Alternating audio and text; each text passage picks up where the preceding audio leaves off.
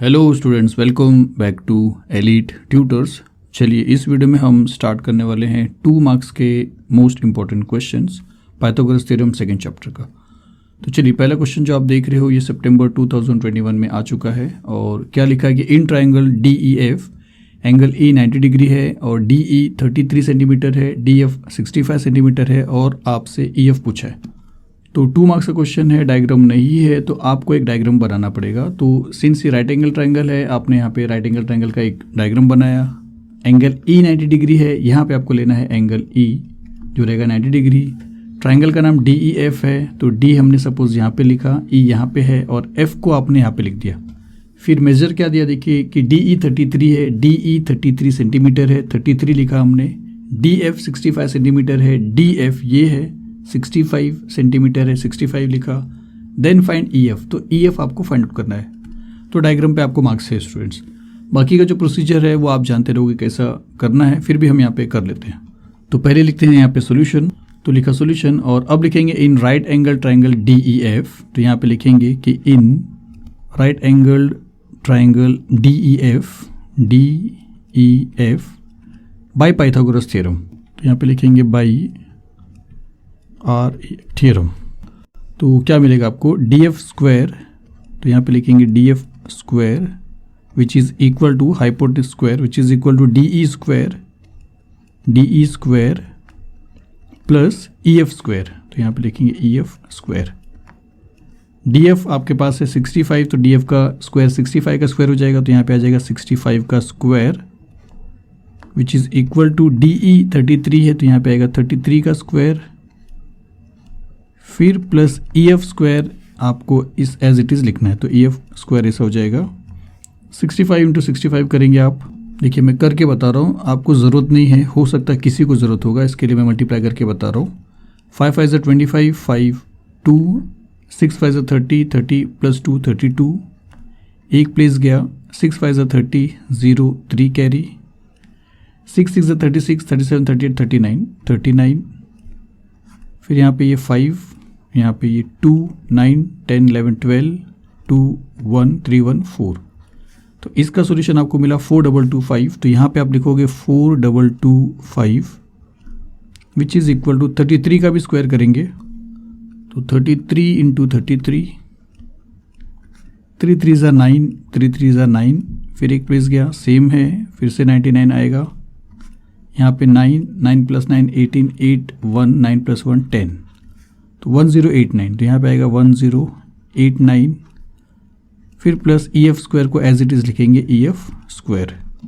फिर 425 as it is रहेगा left side में इक्वल के, फिर इक्वल के राइट साइड में से 1089 यहाँ पे जाएगा तो वो माइनस हो जाएगा 1089, और फिर इक्वल के ये साइड में सिर्फ बचेगा EF स्क्वायर। अब आपको माइनस करना है, फिर से मैं माइनस कर रहा हूँ, आपको ज़रूरत नहीं होगा तो आप थोड़ा सा फॉरवर्ड कर सकते हो वीडियो स्टूडेंट्स, पर शायद किसी को ज़रूरत हो सकता है। तो यहाँ पे लिखेंगे 4225 और माइनस करेंगे 1089, 5 में से 9 माइनस नहीं होगा, बोरो करेंगे इससे, पर ये खुद नीचे वाले से छोटा है तो इससे नहीं मिलेगा, इस तरफ आएंगे, यहाँ पे 0 है तो ये बड़ा है तो इससे एक बोरो करेंगे, तो जब 2 में से 1 निकालेंगे तो 1 बचेगा, लेकिन वो पहले यहाँ पे जाएगा, आप जानते हो, तो यहाँ पे 12 हो जाएगा, फिर यहाँ से इधर जाना है तो यहाँ पे 11 हो जाएगा और यहाँ पे आ जाएगा 15। तो 15 में से 9 अगर आप माइनस करोगे तो आपको मिलेगा 6, 11 में से 8 माइनस करोगे तो आपको मिलेगा 9 10 11 3, 1 में से 0 माइनस करोगे आपको मिलेगा 1, 4 में से 1 माइनस करोगे आपको मिलेगा 3। तो इसका सॉल्यूशन आपको मिलता है 3136। तो यहाँ पे लिखेंगे 3136 और वो जो वैल्यू मिल रहा है आपको EF के स्क्वायर का वैल्यू मिल रहा है और आपको EF चाहिए, EF, तो ये स्क्वायर हटाना पड़ेगा, मतलब स्क्वायर रूट लेना पड़ेगा। तो चलिए स्क्वायर रूट निकालने का एक मेथड भी है, लेकिन हम यहाँ पे फाइंड आउट करने वाले हैं प्राइम फैक्टर के मेथड से। तो इस तरीके का एक लाइन ड्रॉ कर लेते हैं, 3136 को यहाँ पे लिख देते हैं, लास्ट में 6 से 2 के टेबल में जाएगा तो आप लिख दीजिए 2, फर्स्ट नंबर लीजिए क्योंकि इसके बराबर इससे बड़ा है या बराबर है तो भी, तो 2 1 ज़ा 2, 1 बचता है, बाजू में गया 11 है तो 2 5 ज़ा 10, फिर 1 बचता है, यहाँ पे गया तो 13 है, 2 6 ज़ा 12, फिर यहाँ पे आता है तो ये 16 है, 2 8 ज़ा 16, फिर से 2 के टेबल में जाएगा तो 2 7 ज़ा 14। अब 2 नंबर ले सकते हो क्योंकि पहला नंबर इससे छोटा है तो 2 ले सकते हो स्टार्टिंग में, 2 7 ज़ा 14, एक बचता है, 2 8 ज़ा 16, 2 4 ज़ा 8, फिर आपको 2 के टेबल में चलना है, 2 3 ज़ा 6, 2 9 ज़ा 18, 2 2 ज़ा 4, फिर से 2 के टेबल में जा सकता है, 2 1 ज़ा 2, 2 9 ज़ा 18 और 2 6 ज़ा 12, फिर से 2 के टेबल में जा रहा है स्टूडेंट्स, 2 9 ज़ा 18, 2 8 ज़ा 16 और ये 2 के टेबल में चलता ही जा रहा है, 2 4 ज़ा 8, 2 9 ज़ा 18, यहाँ पे जाके ख़त्म हो गया। ये जाएगा डायरेक्टली 7 के टेबल में, 7 7 ज़ा 49 और 7 1 ज़ा 7। तो इसका पेयर बन गया 7, इसका पेयर बन गया इंटू 2, इसका भी पेयर बन गया इंटू 2 और इसका भी पेयर बन गया इंटू 2। 2 2 ज़ा 4, 4 2 ज़ा 8, 8 इंटू 7, 7 8 ज़ा 56। तो आपको इसका स्क्वायर रूट मिला 56। तो हम यहाँ पे लिखेंगे therefore EF which is equal to root of 3136 and which is equal to, या आप लिखिए therefore EF which is equal to 56 और लास्ट में आप सेंटीमीटर दिया है तो आपको लिखना पड़ेगा सेंटीमीटर। तो इस तरीके से आपको सॉल्व करना है। ये आप चाहिए तो आप शो कर सकते हो राइट साइड में, थोड़ा सा नहीं शो करोगे तो भी चलेगा। चलिए फर्स्ट क्वेश्चन हुआ, सेकंड देखते हैं। सेकेंड क्वेश्चन क्या लिखा है कि in right angle triangle the length of the perpendicular sides are 15 centimetre and 8 centimetre, find the length of its hypotenuse. तो यहाँ पे डायग्राम नहीं है तो आपको एक डायग्राम ड्रॉ करना है। सपोज हमने ड्रॉ कर लिया, देखिए है वही चीज़, घुमा फिरा के आप पाइथागोरस का थ्योरम में अप्लाई करने हो, लेकिन क्वेश्चन किस किस तरीके से पूछे जा सकते हैं वो आप इंपॉर्टेंट है। ऐसा मत सोचिए कि सर ये वही चीज़ तो बार बार कर रहे हैं। हाँ वो कर रहे हो, लेकिन आपका जो क्वेश्चन है वो अलग अलग फॉर्म में आ रहा है, तो क्वेश्चन को पहचानना आपको आना चाहिए। तो सपोज करिए आपने डायग्राम ड्रॉ किया, आपने उसका नेमिंग कर दिया ABC और फिर यहाँ पे क्या लिखा कि in right angle triangle already बोला है the length of the perpendicular sides, ये दोनों परपेंडिकुलर साइड्स है, 15 और 8 है, तो आप एक को 15 ले लीजिए और आप एक को 8 ले लीजिए और फिर आपसे बोला find the length of its hypotenuse. तो हाइपोटेनस का लेंथ आपको फाइंड आउट करना है। तो यहाँ पे लिखेंगे सॉल्यूशन और फिर लिखेंगे जो हमने डायग्राम ड्रॉ किया है उसके अंदर जो ट्राइंगल का नाम है ABC है, तो हम लिखेंगे let triangle ABC be the right angle triangle. तो यहाँ पे लिखते हैं कि लेट ट्राइंगल A, तो लिखा, और अब लिख सकते हैं कि and AB is 15 centimetre, AB आपने समझा है 15 सेंटीमीटर और BC को आपने लिया है 8 सेंटीमीटर, तो कॉमा लिख सकते हो BC विच इज़ 8 सेंटीमीटर। तो अब क्या, अब डायरेक्टली आपको पाइथागोरस का फॉर्मूला अप्लाई करना है। तो आप लिखे देयरफॉर बाय पाइथागोरस थ्योरम आपको मिलेगा हाइपोटेनस स्क्वायर मतलब AC square which is equal to perpendicular side का स्क्वायर, तो AB square plus BC square. तो AB आपके पास 15 है तो 15 का स्क्वायर हो जाएगा, प्लस BC आपके पास 8 है तो 8 का स्क्वायर हो जाएगा। 15 का स्क्वायर आप जानते रहोगे 225, 8 का स्क्वायर भी आप जानते हो 64, दोनों को प्लस करेंगे तो 549 हो रहा है, 628 हो रहा है और 289। तो 289 जो आपको मिला है वो AC के स्क्वायर का वैल्यू है, तो AC नहीं मिला है। तो देयरफॉर आप जानते हो कि आपको AC का वैल्यू मिलेगा जब आप 289 का स्क्वायर रूट निकालोगे। तो देखिए 225 15 का स्क्वायर था, अब ये जो नंबर है 289 225 से बड़ा है, तो इसका मतलब इसका जो स्क्वायर रूट रहेगा वो 15 से बड़ा रहेगा। तो 15 के बाद 16 आता है, 16 को ट्राई करके आपको मतलब नहीं, क्योंकि 6 6 36 देगा, लास्ट में 6 है और आपको 9 चाहिए। 16 के बाद 17 आता है, 17 को अगर आप 2 बार मल्टीप्लाई करते हो, जिसको आता रहेगा वो डायरेक्टली लिख सकता है स्टूडेंट्स। 7 7 49, 9 लिखा, 4 और यहाँ पे देखिए 9 है, यहाँ पे भी 9 है। 7 7 8 9 10 11, यहाँ पे 11 आ गया, एक प्लेस गया। 1 7 7, 1 1 1, ये 9 हो गया, 7 और 1 8 हो गया और ये 1 और 1 2, 289 आ गया। तो इसका मतलब इसका जो स्क्वायर रूट है वो 17 है। तो आप लिखोगे therefore AC which is equal to 17 और लास्ट में आपको स्टेटमेंट में लिखना है therefore the length of its hypotenuse is 17 और सेंटीमीटर। तो लिख दीजिए कि therefore the length of its hypotenuse is 17 centimetre. चलिए इसके बाद देखते हैं। इसके बाद क्वेश्चन क्या लिखिए कि a ladder 10 metre long reaches a window 8 metre above the ground, find the distance of the foot of the ladder from the base of the wall. तो देखिए अब इसके लिए भी एक राइट एंगल ट्राइंगल ही आपको ड्रॉ करना है, क्योंकि लैडर जो होता है इस तरीके से वो अगर किसी वॉल के ऊपर अगर एक विंडो है वहाँ पे जा रहा है तो ऐसा रहेगा, और ग्राउंड तो हमेशा आपको फ्लैट समझना है।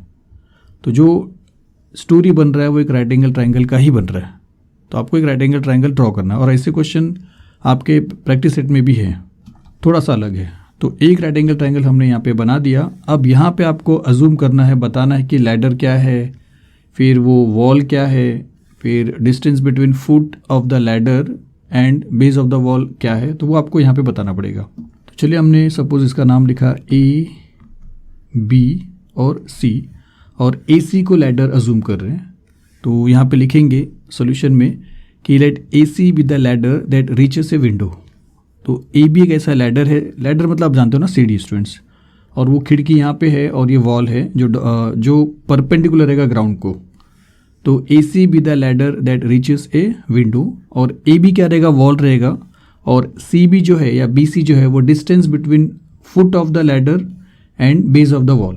तो ये सारी चीज़ एक बार आप बता दीजिए, 2 मार्क्स का क्वेश्चन, इसके लिए आपको बताना पड़ेगा। तो यहाँ पे लिखेंगे A B be the wall and B C B the distance between the foot of the ladder and the base of the wall.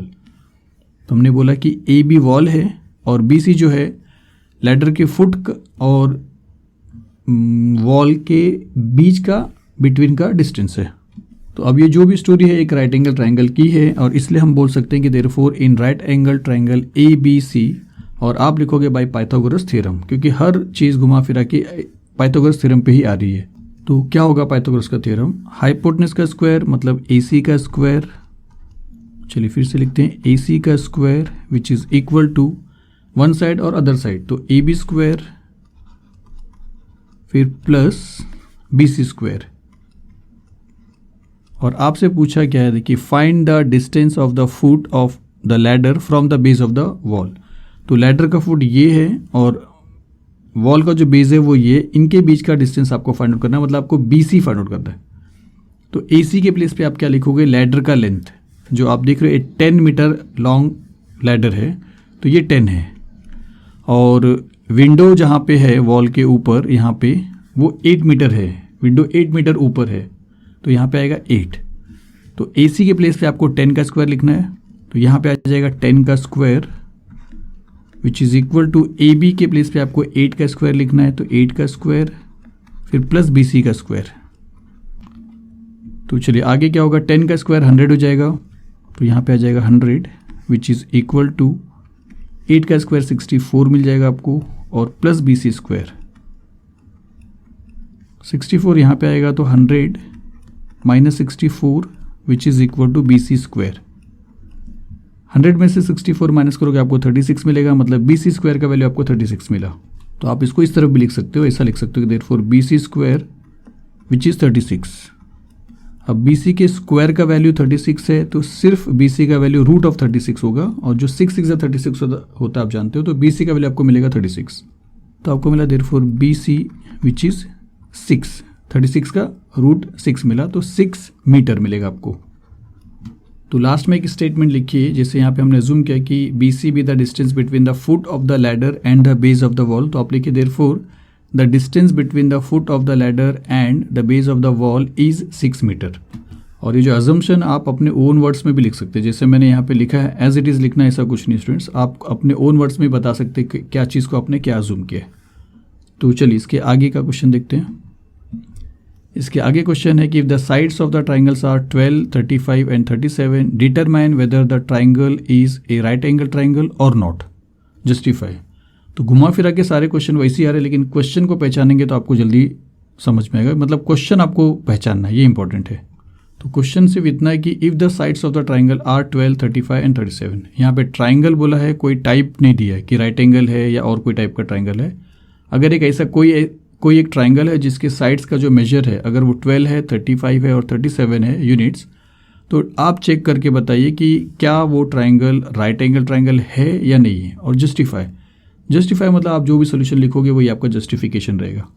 तो अब इस क्वेश्चन में अगर आप डायग्राम नहीं भी बनाते हो स्टूडेंट्स तो भी चलेगा, बिकॉज आप डायग्राम डायरेक्टली बना नहीं सकते, बिकॉज आप चेक करने जा रहे हो। तो इसके लिए हम क्या करते हैं, सोल्यूशन लिखते हैं और जो मेजर्स दिया है एक बार वो लिख के बता देते हैं कि the sides of the triangles are 12, 35 and 37 units लिख सकते हो आप।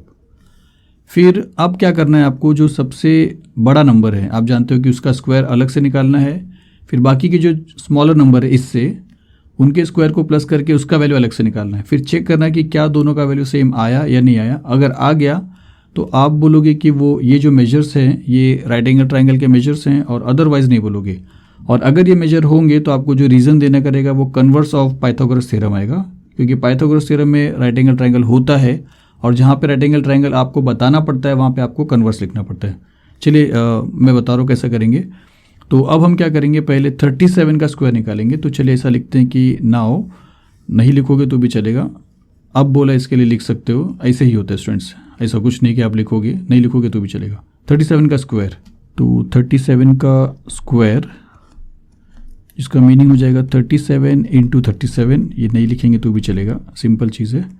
तो अब इसको आपको मल्टीप्लाई करना है। तो फिर से जिनको ज़रूरत है वो देख सकते हैं, जिनको नहीं ज़रूरत है वो आप आगे स्किप कर सकते हो। 7 7 49, 9 4 कैरी, 7 3 21 और 4 आपको मिलेगा 25, एक प्लेस गया। 3 7 21, 1 2 कैरी, 3 3 9 10 11 आ गया, प्लस किया ये 9 हो गया, 5 + 1 6 हो गया, 2 + 1 3 और ये 1 1 3 6 9, तो आपको मिला 1 3 6 9।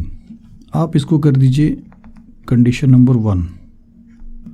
तो अब हमने 37 का स्क्वायर निकाला, अब आपको इन दोनों का स्क्वायर भी निकालना है। तो एक चीज़ किया, अब एक चीज़ और करेंगे, तो लिखेंगे एंड 12 स्क्वायर प्लस 35 स्क्वायर। तो यहाँ पे लिखेंगे 12 का स्क्वायर प्लस 35 का स्क्वायर।